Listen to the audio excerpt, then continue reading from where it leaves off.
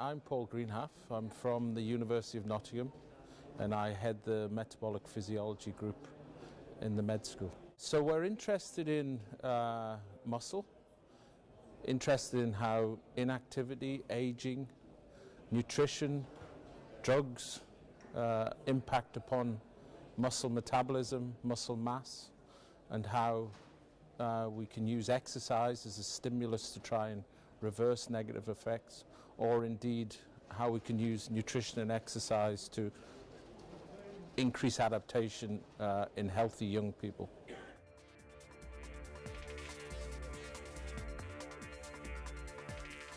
So there's a big research program looking at how protein nutrition affects muscle growth, the molecular mechanisms there, and how it's dysregulated in aging.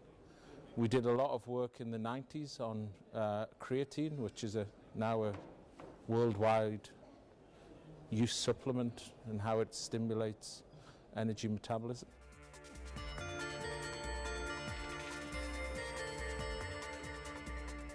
Oh well, when I was younger, I was an athlete and took part in regular exercise.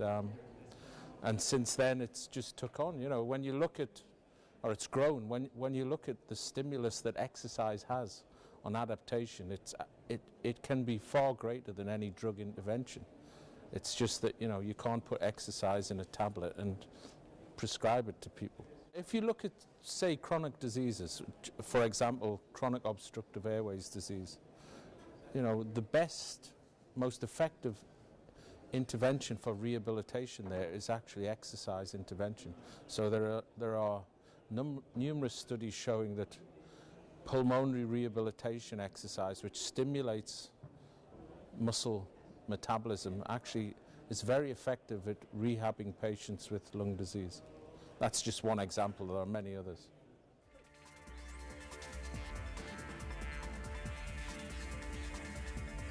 I mean, I've been lucky enough to work with colleagues who are right at the front end. So, you know, Scott Draw from UK Sport, who's speaking next. We've had quite a good interaction with UK Sport in terms of looking at how different types of training stimulate growth. So when you see these guys interacting with elite athletes and applying science, then that has a feedback effect on the science itself. You get more excited, particularly as you know these people are actually going to be competing for medals.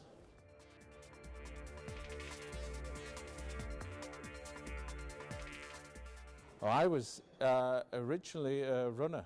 I ran anything from 10K up to half marathons.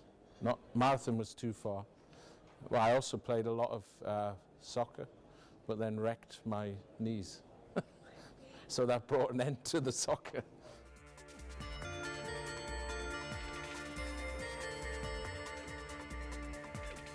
Well, I work in areas in the area of metabolism, so, you know, the biggest impact is probably around nutrition. The idea that carbohydrate availability is limiting performance, and the classic work that went on in Scandinavia, looking at how carbohydrate intake influences performance. But then also more recently, there was a lot of very interesting work around the molecular regulation of muscle growth and how anabolic agents stimulate muscle growth. And although that's seen as a negative aspect of sport, it is still very interesting because it has a real clinical application.